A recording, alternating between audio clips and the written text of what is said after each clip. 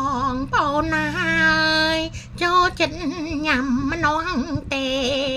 ម្នាស់រងជាតិចូលអែម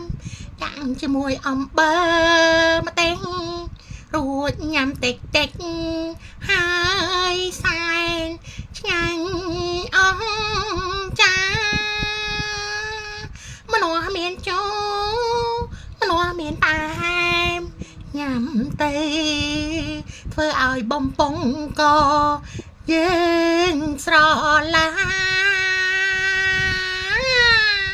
ម្នាស់ម្នាស់ម្នាស់ម្នាស់ម្នាស់ម្នាស់ម្នាស់ម្នាស់ម្នាស់ម្នាស់ម្នាស់ម្នាស់ម្នាស់ម្នាស់ម្នាស់ម្នាស់បងប្អូនណាយចូលចិត្តញ៉ាំម្នាស់អត់បងប្អូន